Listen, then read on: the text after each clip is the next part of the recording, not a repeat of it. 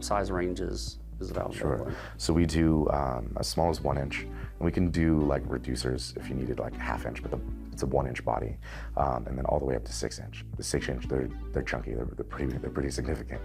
Well, that does touch on another advantage that I believe LIAG has. So you have a 6-inch tank outlet valve also. Very few people would have that kind of option even in the market, have that much opening available for 6-inch. And that's with the tank outlet valve. Then on your just shut off and 3-way valves, fairly readily available. When you lean on other 6-inch hygienic valves, they're just not as common.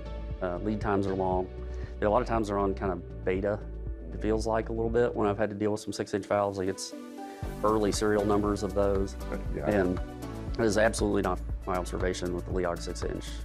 No, they work really nicely.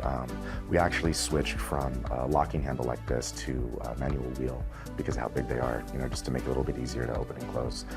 One of the nice things about us being that smaller manufacturer is we're a bit more agile. We'll make changes as they come up and as they're needed. So, but yeah, those 6-inch valves they are popular for the customers that have lines that big because again, they're actually CIP-able, but they're also heavy. They're probably like, I don't know, 50 pounds, something like that, 60 pounds.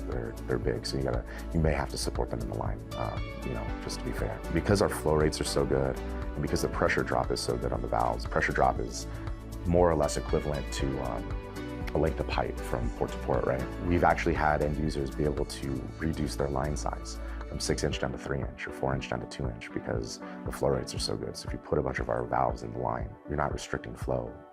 You can actually save a ton of money. Gotcha. With some other valve technologies, they get enough pressure drop through valves that they have to upsize. Yep, exactly. Okay, yeah, so. Yeah, we have the opposite.